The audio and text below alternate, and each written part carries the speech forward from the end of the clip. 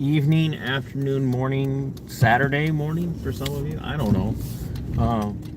Whenever you're watching this, playback, live, I hope you're having a good Friday.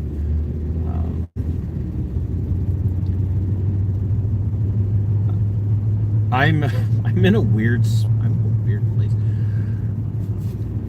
It's kind of snowy here, which is the way I like my Minnesota winters. Some of you think I'm weird, but I do. I like my Minnesota winters to be the way you expect Minnesota winters to be, and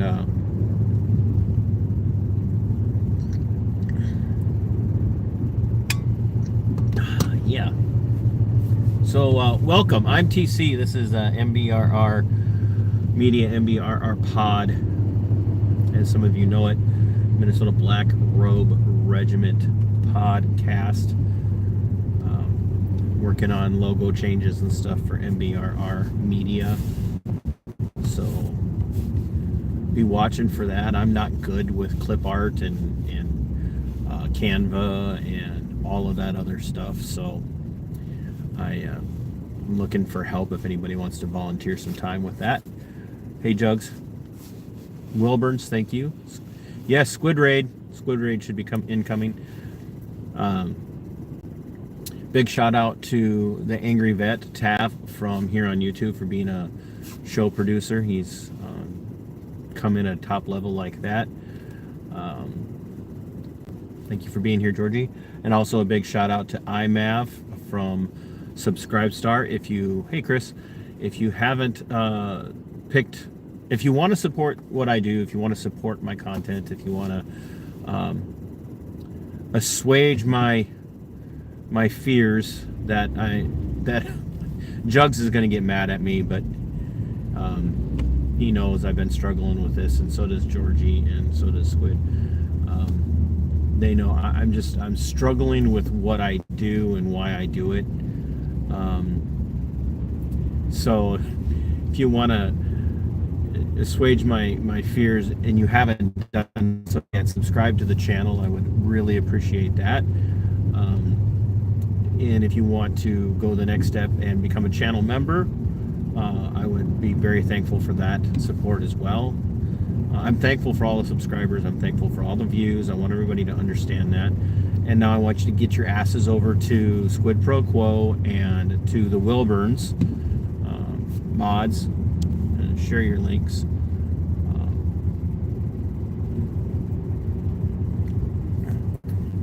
So make sure you're sharing links for those channels. Also share, go over to Veteran Nation and help Skipper especially, but Skipper and I out with that. Skipper and I will be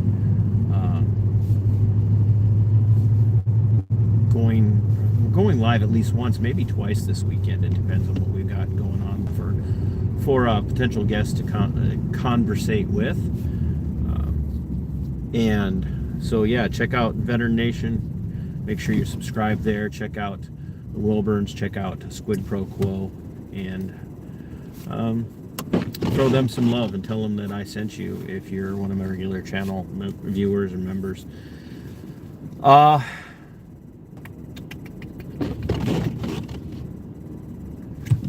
I said I was going to do an Ask Me Anything. So if you have like something that's just really like, help us, whatever you want to ask me within reason. Like, I'm not going to share my bra size. That's personal. So I'll let you guess what that is, but I don't share that. But if you have something that you've always wanted to ask as far as about the channel, about the history of the channel, if you want to ask me about something that I've said, it's something that that you'd like clarification on, more than happy to do that.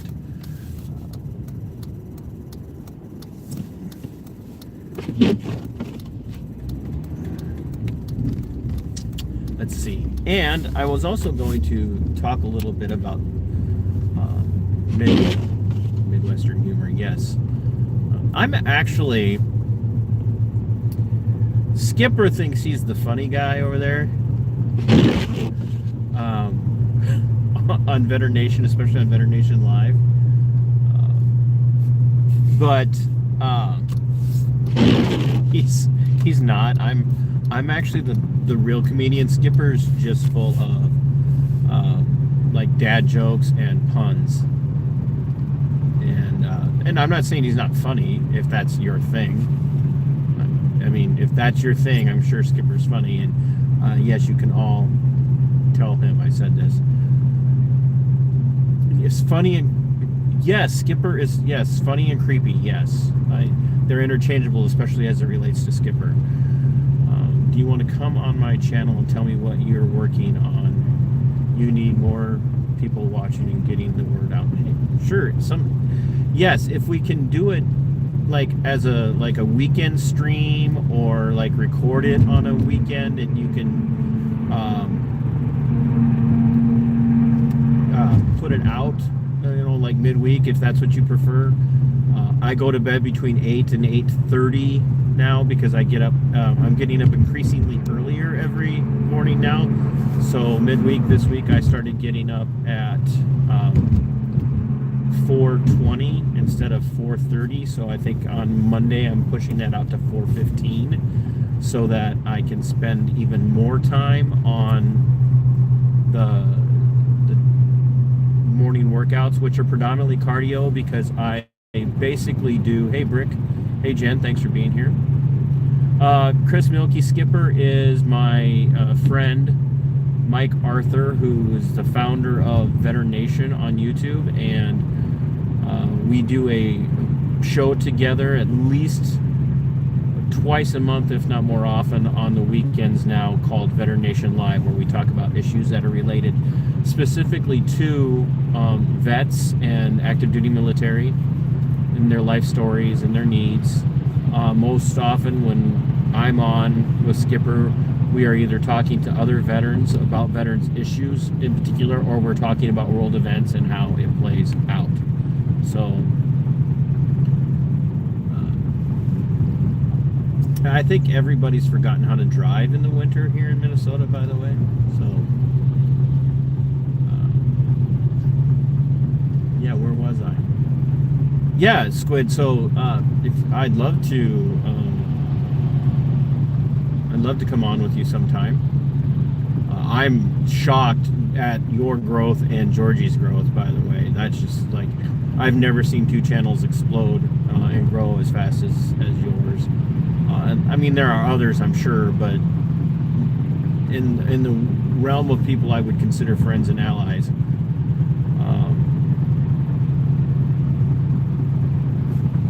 it's very it's astounding the way you guys are growing. I'm actually impressed. So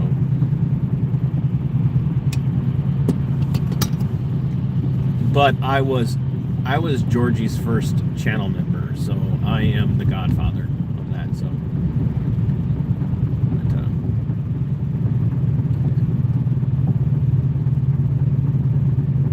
but, when people talk shit about you and you don't give a shit about them talking shit, it turns heads.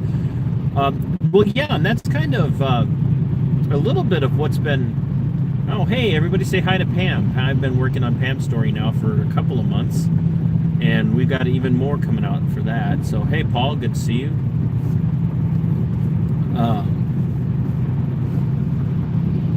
But that's one of the things I wanted to talk about tonight. If people are thinking about questions that they want to ask me about the show, about the history of the show, what MBRR means, what Minnesota Black Room Regiment means, anything like that. If you have a question that's been, like a burning question that you really want to know something about, let me know. So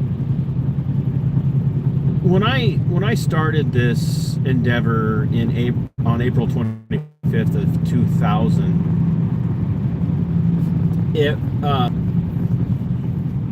it was prompted by what I was seeing with Minnesota in particular, but across the country, at both the federal level and at the at different state and county levels, with the absolute immediate like overreach by the powers that be into people's daily lives, getting to determine who had essential jobs and who didn't have an essential job, and who had a right to work and who didn't have a right to work, and watching as, you know, small government Republicans, allegedly small government conservative Republicans, along with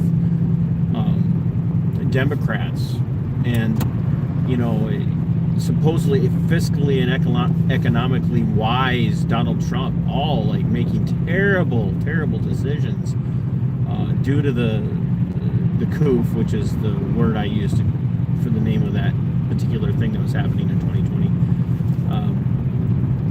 But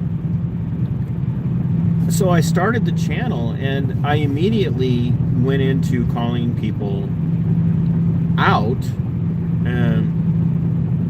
for, you know, their tyranny. And I don't know how you can look at what happened in 2020 and into 2021 and even 2022 as anything other than tyrannical. It was absolute government overreach. And I know, like, that some of us have some channel members and channel subscribers who have slightly different takes on different political leaders, and even slightly different takes on stuff that happened in 2020. But it was absolutely overreach in government power. And I hate even using that term, government. I thought I saw a question pop up.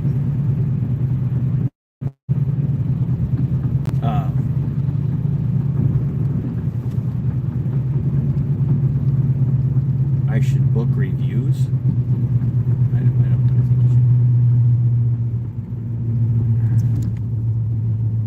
should. I thought I saw somebody ask what it means. Yeah, so MBRR, Minnesota Black Robe Regiment. So the Black Robe Regiment in particular is a throwback to the days of the American War for independence. It was not a revolutionary war. We have to break people of that terminology, and many of you have heard me talk about that before. But it was a war for independence. It was actually a war of secession. And leading up to that war of secession was the teachings of very strong Christian pastors at the time, many of them sparked by a guy named Jonathan Edwards, who was not the psychic that everybody knows today, but he was a Reformed Presbyterian preacher who had been strongly influenced by Tav. Good God, man. This is when people ask me, why do you keep telling people that Tav is a show producer? This is why Tav is a show producer. Thank you so much, Tav, for that. I didn't even know you were in here.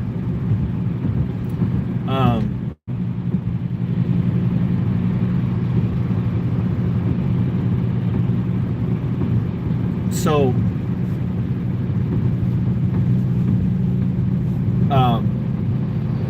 these predominantly Reformed pastors, many Lutheran, Presbyterians, a few Methodists, some Calvinistic Baptist. I love you too, Tab. You know that. I loved your cooking, by the way.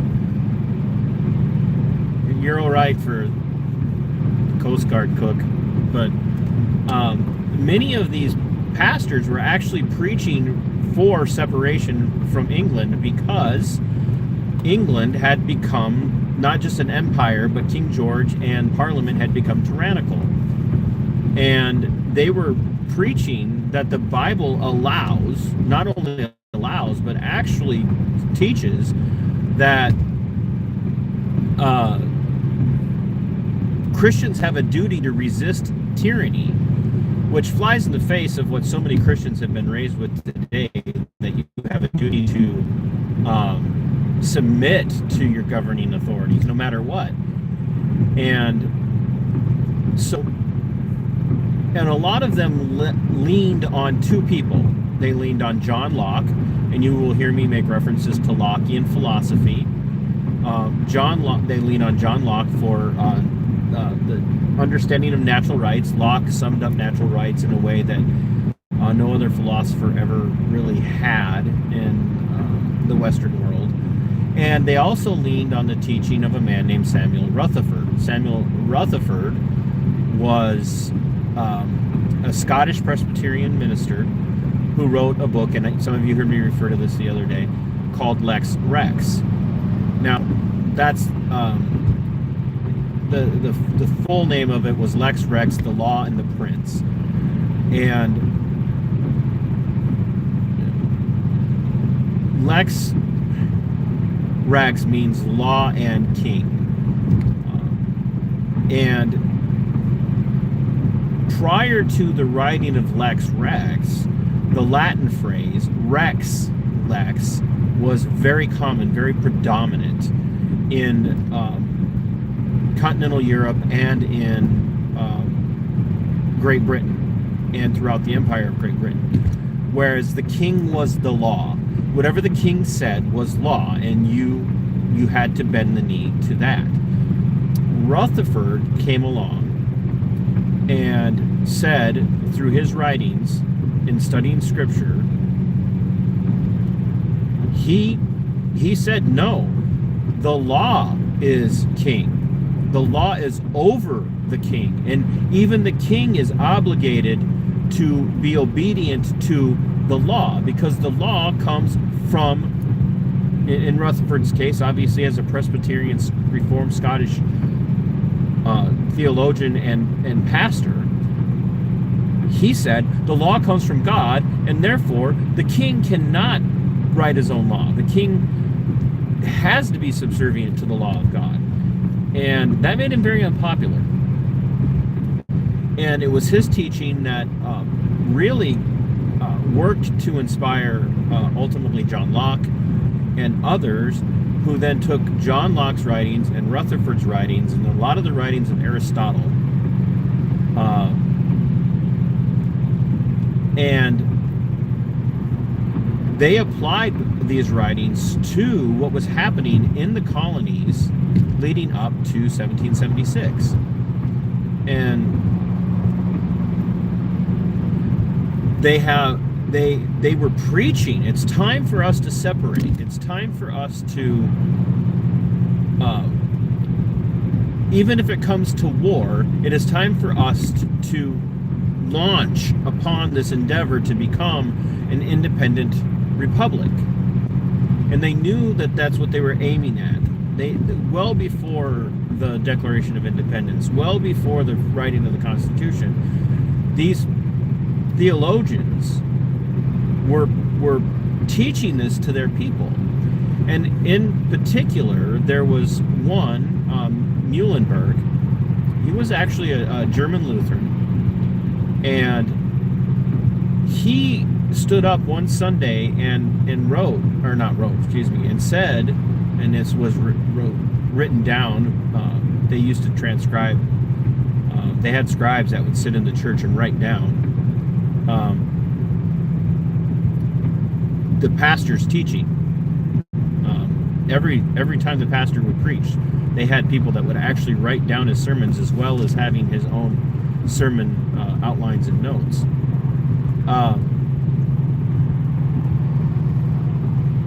Muhlenberg stood up in the pulpit after having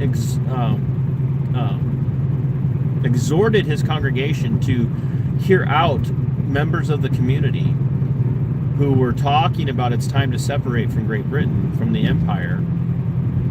He stood and he said, and he quoted from Ecclesiastes, there is a time under heaven for every season. There's a time to reap, there's a time to sow, and there's a time to die, and there is a time for peace, and there is a time for war.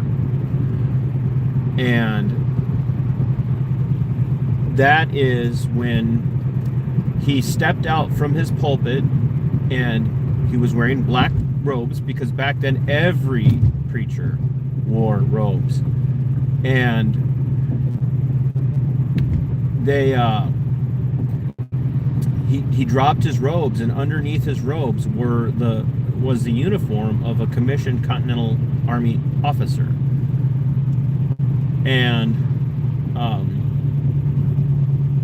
within a half an hour, he had drummed up upwards of 100 people 100 men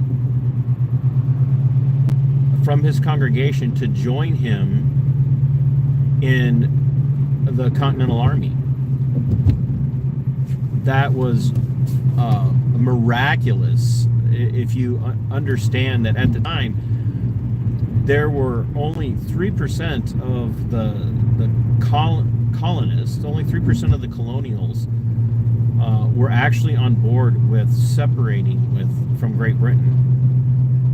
And as much as we want to give our founding fathers credit for what they did, giving credit to George Washington for becoming the commanding general of the colonial army, it was really the Christian pastors at the time who drove that. And everywhere that Christians, like Reformed Christians in particular, had left their families behind and had gone off to join the colonial army, they had a reputation for being ferocious in the fight. Absolutely ferocious. Not only were they absolutely ferocious, they were loyal to one another. Now, they didn't necessarily form them all up into their own units. They would be put off. Some of them would be put in the cavalry. Some of them would be put in artillery. Some of them would be put in the infantry. But their commanders, their officers, their enlisted, their non-commissioned officers, were known for being incredibly loyal, to be incredibly faithful to one another, but they were also known for being incredibly kind and compassionate to the enemy. And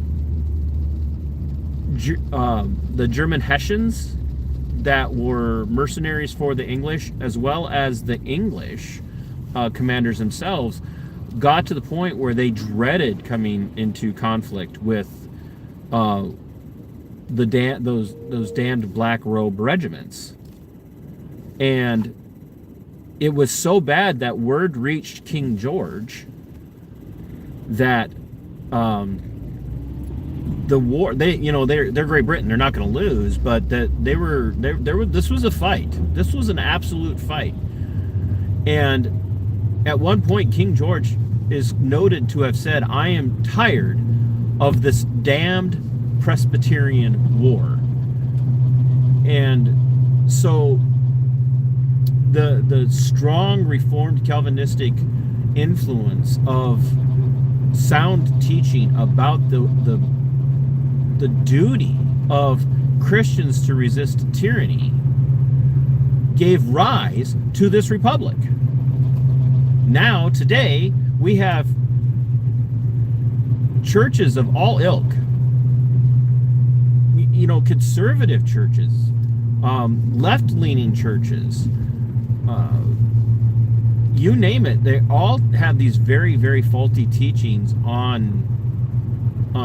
from Scripture that they intentionally, I don't know how else to say it, have no idea how to actually teach properly. Like Romans 13, where it says, you are to be in submission to your ruling authorities, because all ruling authorities are appointed by God. And they talk about this, and this is why you get such a strong back the blue at all cost mentality amongst Christians. It's because they've been told that cops in particular are the most public-facing representative of government, and that's not untrue, and that they are ministers of God's justice appointed by God. Let's let that sink in. They're appointed by God to punish, to enforce law. And what most Christians leave out in that is that it says that God appoints all rulers. Yes. But he doesn't appoint all rulers, therefore you must submit to them. What he says is that they are there to punish evil and reward good. That's very key. They are there to punish evil and reward good. And what Reformed theologians started teaching years before the American War for Independence was, when your rulers no longer, and that, by the way, the word ruler is archos. That's a Greek word, archos. Does that sound familiar? Archos. Archy. Anarchy. If you've ever heard the word anarchy and you have in your mind absolute pure chaos and like devastation, that's not what it means. Anarchy does not mean chaos and devastation. It means on. It's the Greek word on, which is indicative, koine Greek word, which is indicative of without. Arche, on arche, koine Greek again, on arche means to be without a ruler. It doesn't mean chaos. It doesn't mean devastation. It doesn't mean burning down entire cities. It means to live and conduct yourself as if there is no ruler.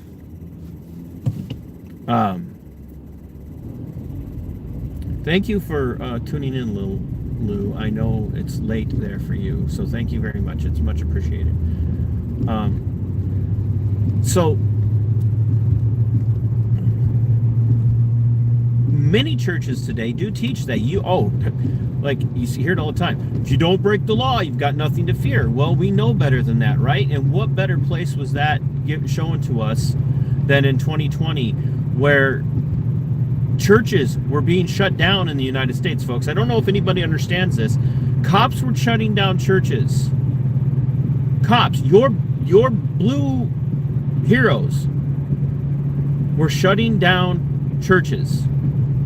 In fact, the one in Florida, the one sheriff that Donald Trump initially picked to be the head of the DEA was proud of the fact that he had arrested. Thank you very much, Paul. Man, between you.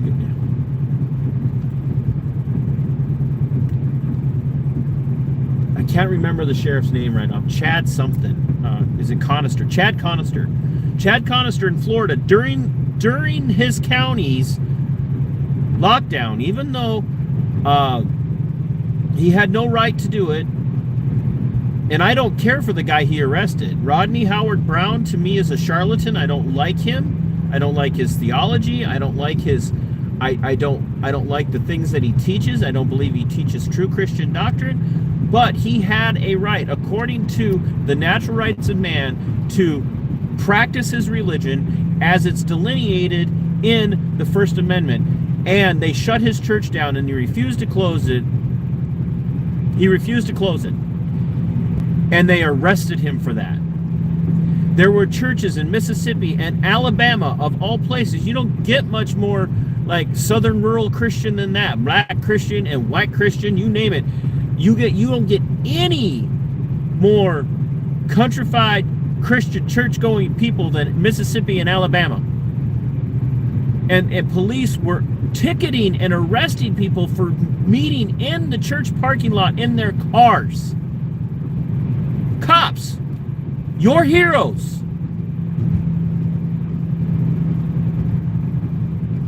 And so I don't always show my Christian faith in my content these days, but it's because I'm ashamed of what has become of Christianity in the United States today. I'm ashamed of it.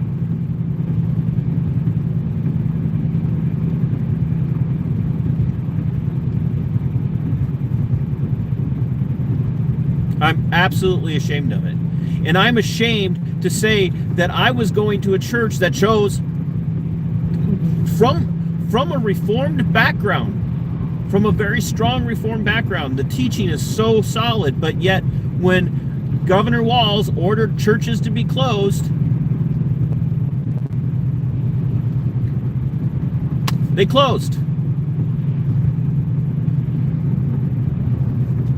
And when they opened back up, I started going again. And then the next round of shutdowns came, and I saw it coming, and I know this is going to sound like I'm bragging, but I warned everybody what was coming in 2020 before it happened. I'd been warning them for months that something was coming. I was telling them for months, look, something's coming, something big is going to come.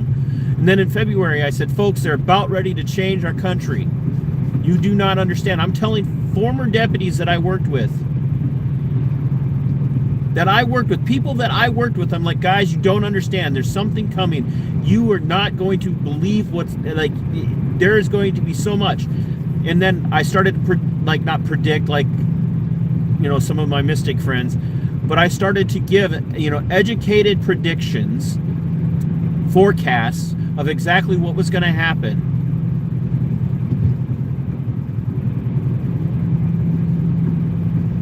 And coworkers were laughing at me. I gave a forecast on the jab mandates. I gave a forecast on the mask mandates before any of it happened. I told them that they were going to shut down our state. And I told them we were going to follow California and New York, and that we were going to actually be one of the hardest hit states when it comes to actual mandates. And everybody kind of laughed at me and started making tinfoil hat jokes.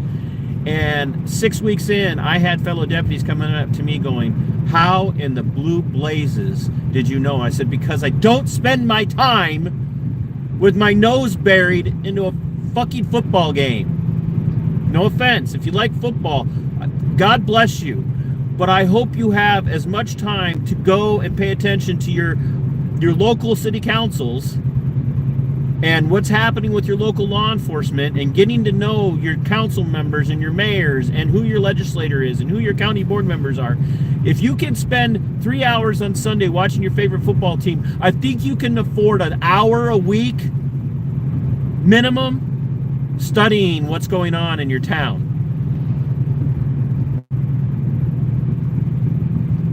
And I told him that. I said, because I'm not wrapped up with entertainment. I have fun. I'm going to go home and watch something with Mrs. Minnesota tonight. When I'm working out, when I'm doing my cardio, I watch stuff on Amazon Prime. I'm rewatching Battlestar Galactica right now. Like, I do stuff to let, you know, to let, so to,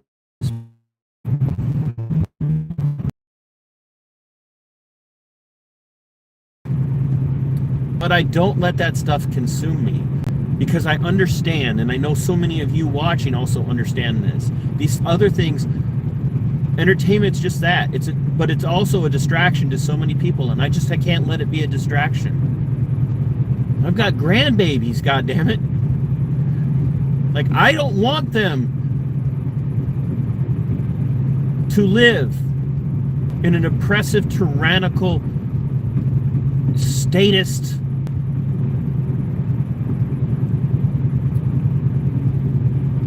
commune.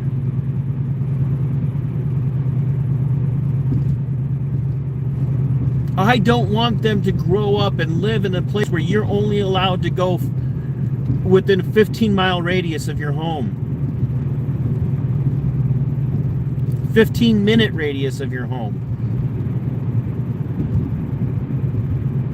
And you can laugh at me if you want to, but that's coming. 15-minute cities are a thing, folks. This is like, they're open about it. They talk about it all the time. They tell us that they're going to do it. Like, they just come out and say it. You will own nothing and you will be happy. You will eat crickets. You will eat bugs because they're good for you. Like, they're telling us all the time. I don't want that for my grandbabies. I want little Rosie and little Frankie and little Charlie. Rosie and Frankie are girls, obviously.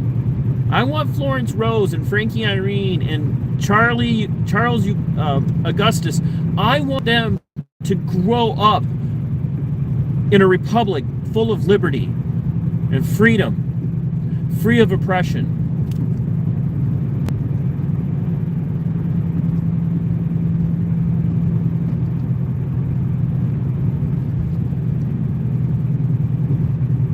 Yes, Lou will tell you they are trying the 15-minute cities in the UK right now. Like, I don't want that for anybody. But I can't impact Scotland. I can't impact Ireland. I can't pick up, I can't influence England. I can't do anything about them. I can't hardly do anything about anything in this country, but I can impact. I can impact my town and my county. I can have a say in my school board. And all of that influence comes from the Black Robe regiments. It comes from the Scottish Presbyterian minister Samuel Rutherford. It comes from John Locke. It comes from Aristotle. It comes from Plato. It comes from Jonathan Edwards and Muhlenberg and others. It comes from the modern, preacher Matthew Trewalla, who wrote Doctrines of the Lesser Magistrate.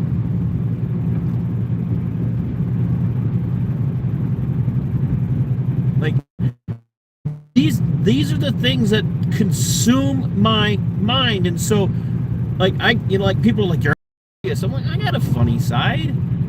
I mean, if you watch enough of my content, you'll see my humor's there, and I'm actually a lot funnier.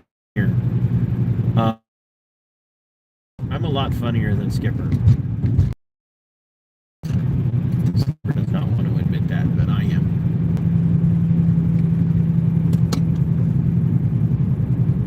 But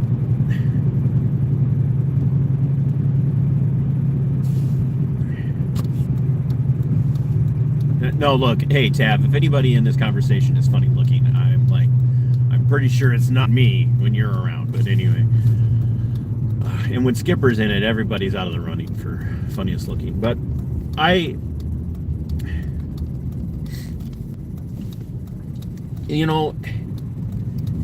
that's what moves me. That's what motivates me. Nothing that I'm doing is ever going to be a positive for me.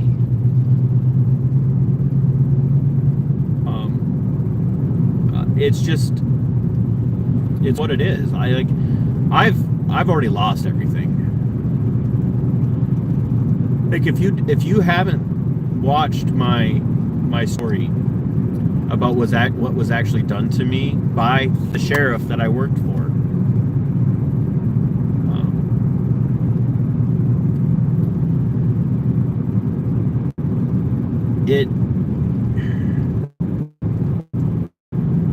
I've made the sacrifice, and I'm not saying that in a pity way. Like, I have been on the borderline of losing everything. I separated from the sheriff's office. Every day is a fight. And so when people give super chats or join as members, or come in like Tav and do gift memberships, like, or over at Subscribestar, they support me through Subscribestar. Like, I am not even kidding you when I'm telling you, like, that helps me pay my bills.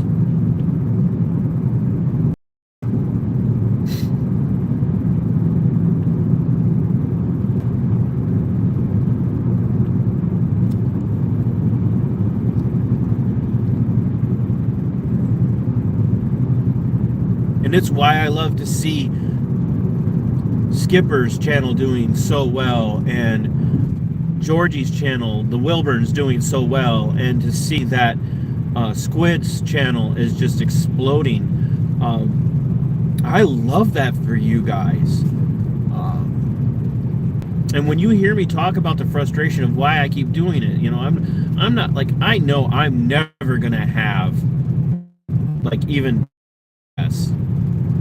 Like I know how, like I know big channels. I know how big Taz channel is. I know how big Flex is down in Iowa. Like, and others that I pay attention to. Like I know how big, like I know how big those channels are. I'm never gonna have that.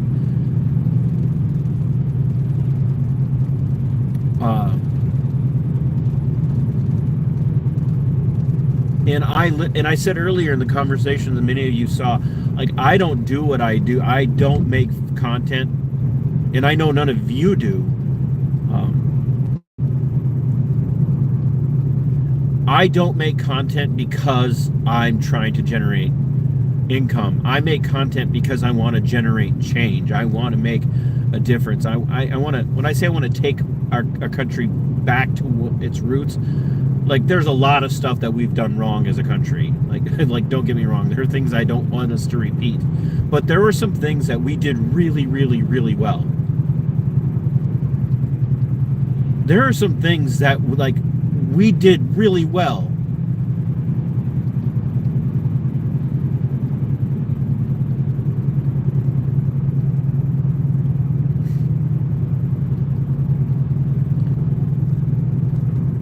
No, and that's exactly, Tav. I'm not looking at the money. Like I'm thankful, like I said, for donations and channel members and the super chats and all of that stuff. I want to make an impact in people's lives. Even when it pisses them off. I want if somebody sees something I say, if they watch a video or they hear me say something and it pisses them off, I want them to piss them off in a way where they come back and go, I don't agree with you. Now I'm going to tell you why, and I'm going to say, yeah, let's talk about it.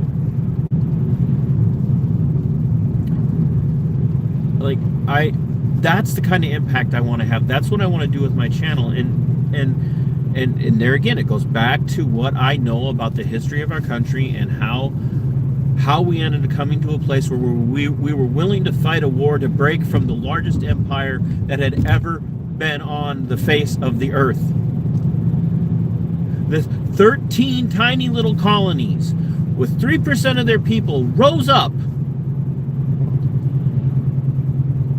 and told the largest empire on the face of the earth to have ever existed, the most powerful empire to have ever existed, told them, get bent. We're not doing it anymore.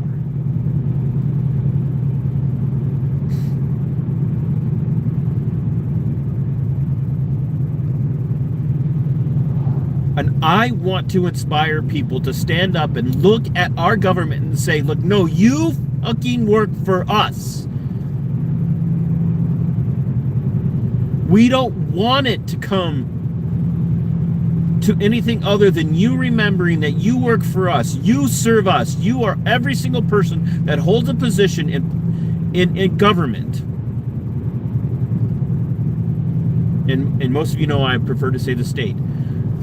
At any of our levels. Anybody, any public employee, you work for us. You are not our authorities. You are not our governing authority. Our governing authority, even if no matter which way you look at it, whether you look at natural rights or God-granted rights, however you want to say it, our governing authority is us, and the only authority that's higher than us in the Republic is the Constitution. And the Constitution was specifically written to put the brakes on an out-of-control state. I want us all to get to that point where we're all willing to say that, where we're willing to encourage our neighbors to say that. And having gone through what I've gone through, having fought the fight that I fought to try, and I'm so, I'm thankful that I don't do what I did for a living anymore, because I know how dirty and how bad it is, and I know that on the inside you're never going to be able to change it. There is no cop who's actually a good cop that could stay in the career field and change it for the better while they're in. They can't. You cannot change it for the better while you're in. There's nobody in government who can be in the government, who can be in the state, who can change it for the better while they're in. You could go and you could try. You could try to be a Thomas Massey. You could try to be a Ron Paul. You could try and be Rand Paul. You could try to be Chip Roy. You can try, but you are never going to change it for the better from the inside, because the inside is rotten. And it takes somebody from the outside to go in and cut out the rot.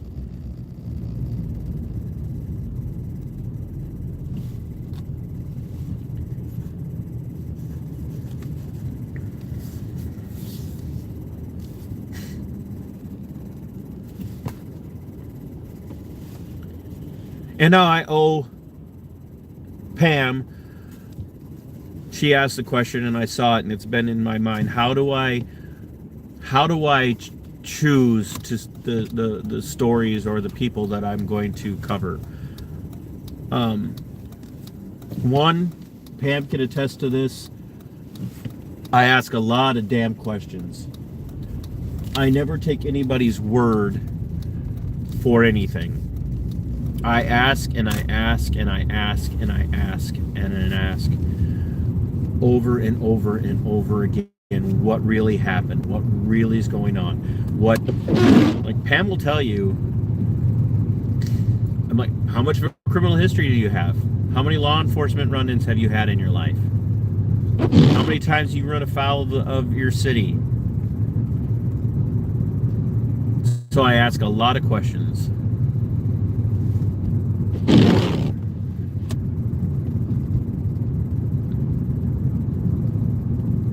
And then I listen.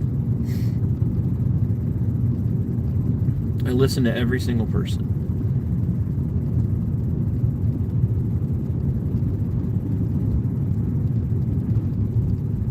And I listen to their heartbreak.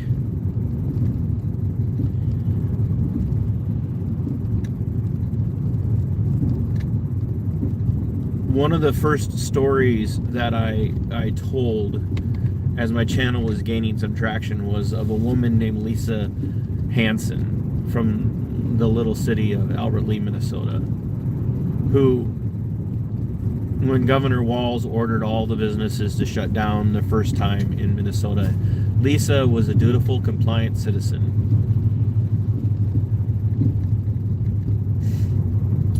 And she shut down her bistro, her coffee and wine bistro.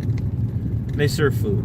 She shut it down because she thought she was doing the right thing. And even though she knew she was losing a massive amount of money, she shut down. But when the second round of shutdowns came, she said, I can't do this anymore. I can't, like, I either close the business now and just to admit that it's a failure, or I stay open. And her, along with about 145 other business owners across the entire state of Minnesota, a mere 145 out of the entire state of Minnesota, said, we are going to keep our business open and we are going to support one another. And I saw that come out on Facebook, and I had never met Lisa. And so I decided I was going to go and check her out and see if she was the real deal. So I drove the hour to her little business, and I went in, did not announce myself. I just went in, sat down, and ordered a hot chocolate and a sandwich. And I just watched. I watched the community pour out to her. And I watched how she interacted with her guests. And then while I was sitting there, the state came in and served her with paperwork telling her she was being ordered to shut down or face criminal prosecution. And I didn't know that was happening, and I walked up to her afterwards and I said, hi Lisa, you don't know me, my name is TC, and I just want you to know that I have a channel that's dedicated to telling people's stories throughout this time, and I would love to have you on sometime, because I've noticed that no local media no mainstream media are willing to really tell your story. And I can't promise you anything, but I can promise to tell your story. And so Lisa had her kids check me out, and a couple of them got back to her and said, "Oh, hey, Mom, he looks like the real deal." So she agreed to an interview, and I had other interviews with other people, obviously, but she was the first one that I really sat down with that was like really willing to go into detail about refusing to shut down her business.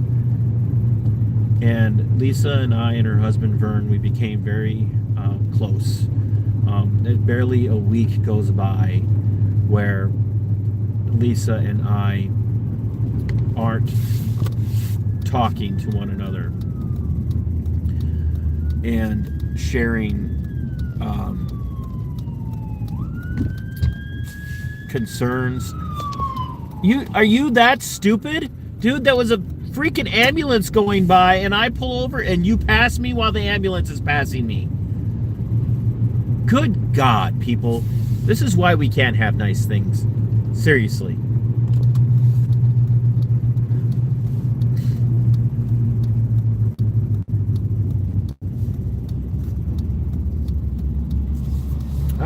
That's gonna be a dash cam right there. And we became fast friends. Lisa is a dear friend, and to be honest with you, she is one of the few that has stayed by me since 2020.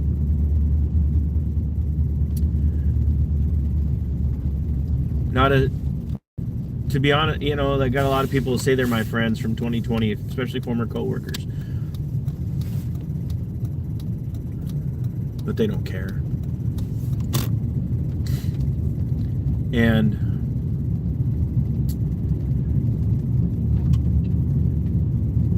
it's the sincerity of the pain in these people's lives. It's listening to Marcy talk about how her son was taken from her by a young man in what can only be described as an intentional traffic incident. There's no other way to describe it.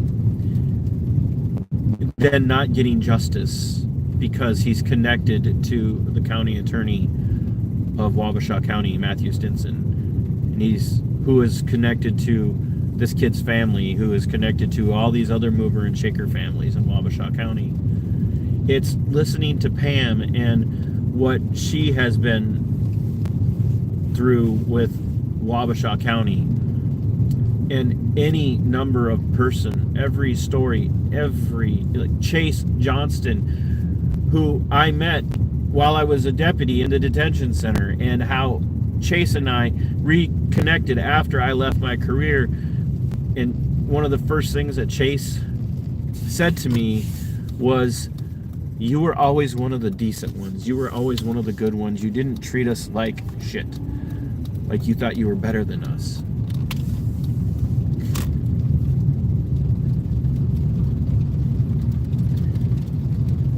Chaz, Neil, the urban conservative, he and I were diametrically opposed. When I met him, he was living a criminal lifestyle. During 2020, he was Antifa. And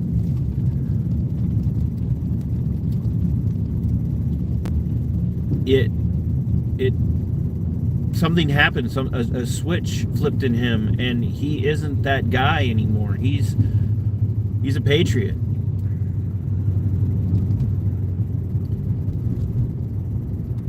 And that's how I picked Pam's story. Because I'm looking at this woman and I see this gal who, like, she loves her cops, right? She loves her town cops. She loves her town. She was back the blue for her entire life.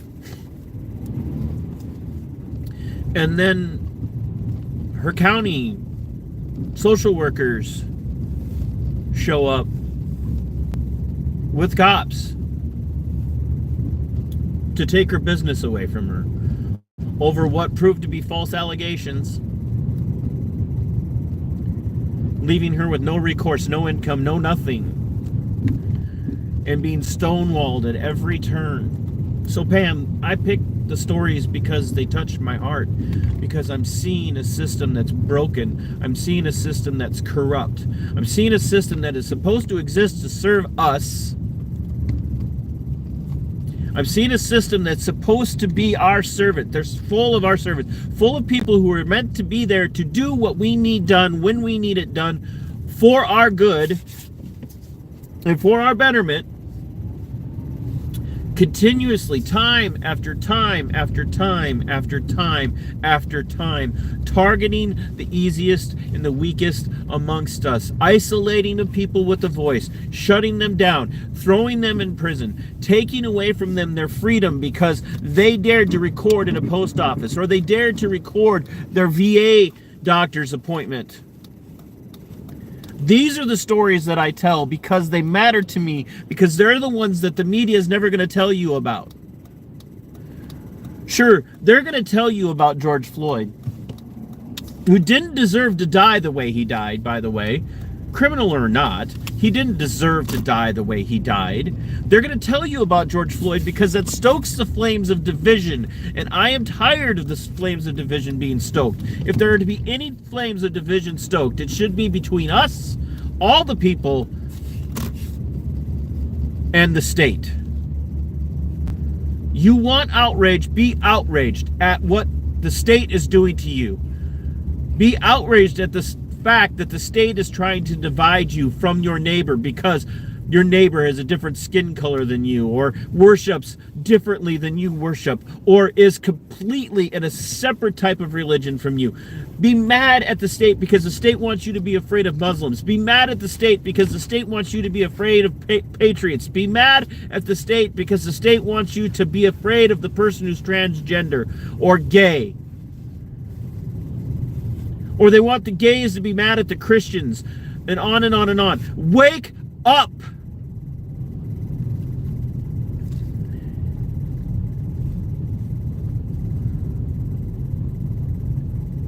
Like, I hate some of the agenda crap, but you know who's driving the agenda? The state! The state's driving the agenda. You think Donald Trump's any fucking better? Really? Do you think he's any better? Hours after New Orleans, after the attack on New Year's Day, hours, that calloused, sick-minded, narcissistic son of a bitch comes out and says, I told you, I warned you that the foreigners, the illegal foreigners coming into our country are far more dangerous, and this is all the fault of the Democrats and Joe Biden and the Biden-Harris administration. And then it turns out that it was an American service member who did it. You really? Is he better than Joe Biden? Sure.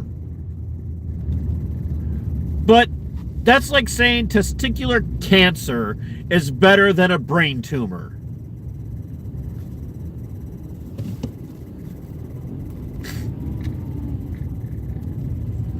They're all in on dividing us. That's all that matters to them. Keep them divided. Identitarian politics.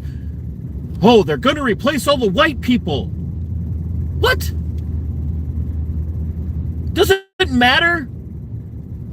Like, hold on to your heritage. Yes. Embrace your heritage. But they're driving out all the white people.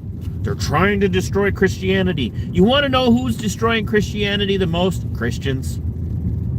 Christians are destroying Christianity. Because you all use it for whatever way you want to use it.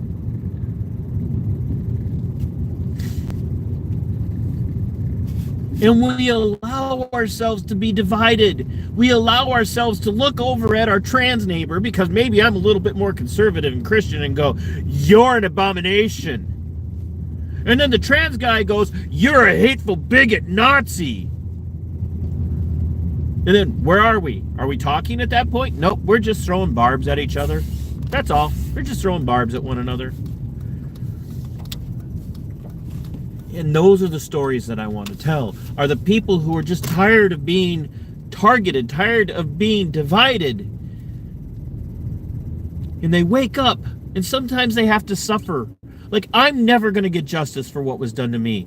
Sorry, Pam's probably never going to get justice for what was done to her. But if I could tell her story, and I could tell Tav's story, and I can tell AVA's story, and I could tell all these other stories, then maybe, just maybe, we could keep other people from going through what we've been through.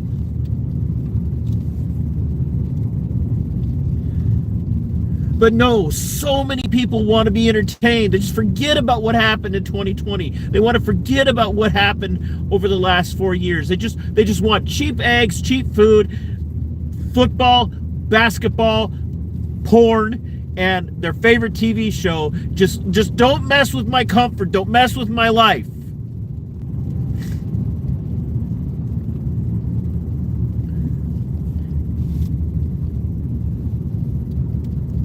Like 2020's over, TC. Why do you keep talking about that? Like, that crap's done. Because now they're coming for my chickens. Good God, people, wake up.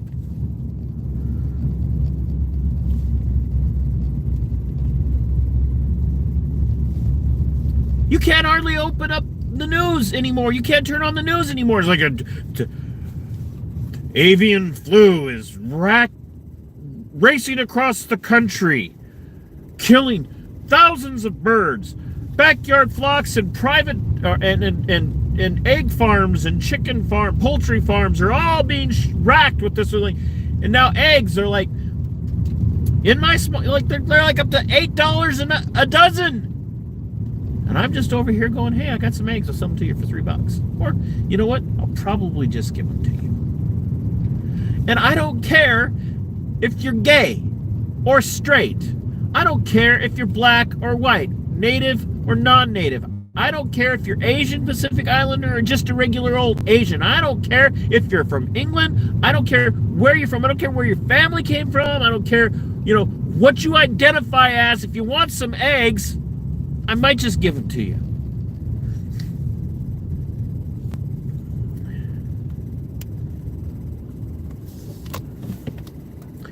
Because we could have some differences.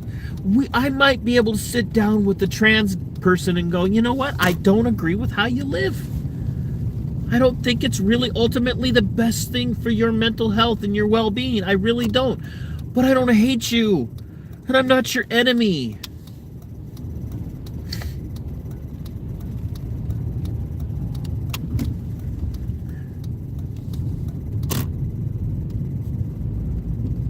I'm not the bad guy.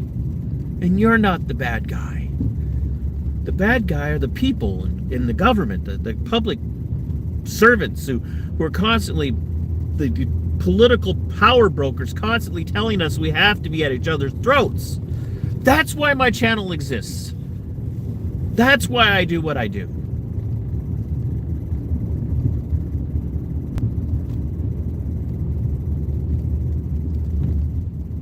Because I hate what has become of my country.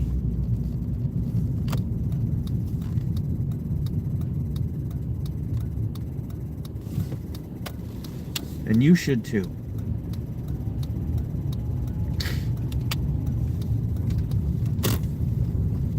And you should too.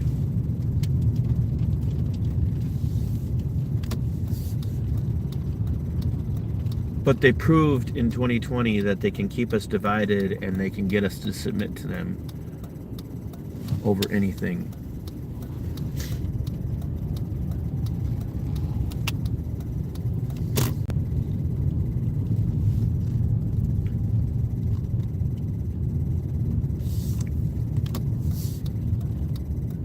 And I'm just here plugging away, hoping to have an impact.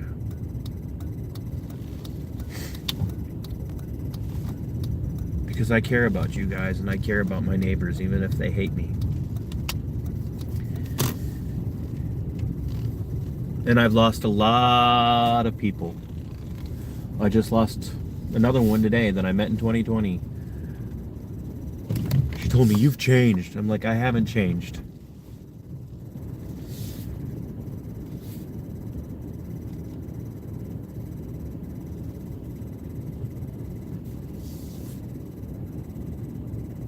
I haven't changed. I'm the same person I was when I started this in 2020. I'm no more or less brutal. I'm no more or less harsh. It's just, I'm not so blinded by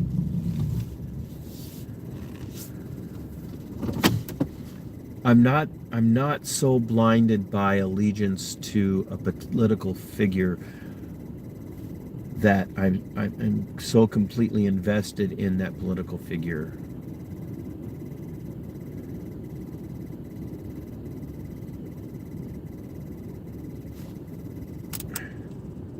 that I have to get mad at someone when they point out when something that my political figure says or does is asinine or wrong.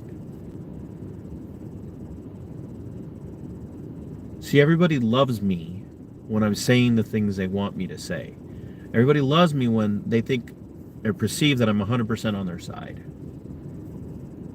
But that changes when I say something that they don't like. And that is the test and the measure of your character as a human being is, can you be friends with someone not when they are 100% in agreement with you and support everything that you say and do, but when they look at you and say, because I care about you, I believe that this person that you're following is dangerous, or there are some dangers here.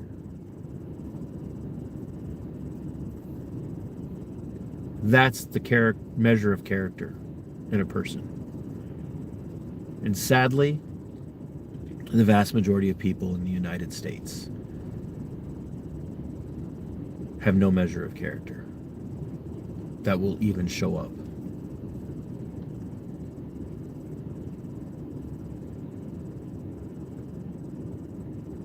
You are either 100% with them or you're not with them at all. And I can't be that guy.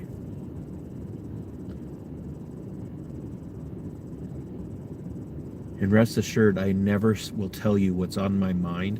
I will never tell you my view on something until I have studied that view out and I am convinced through objective reality that what I'm saying is true.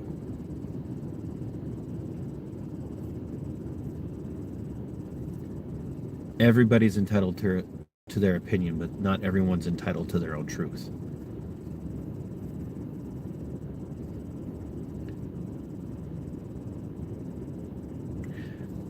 Drive home took me a lot longer because of all the weather, so I'm going to go in and take a quick shower and eat a couple of nice sized pork chops and get ready for whatever Skipper and I got going on tomorrow. So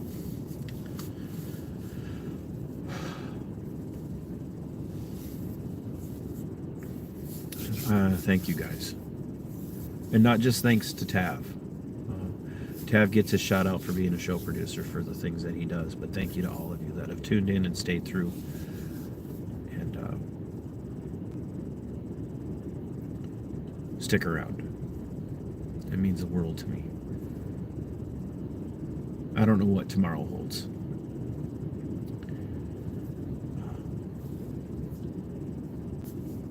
I don't know what 2 weeks from now looks like.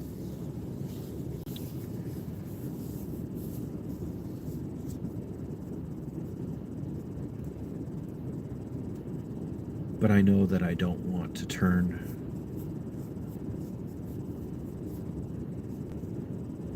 this country over to my grandchildren in the state that it's in right now.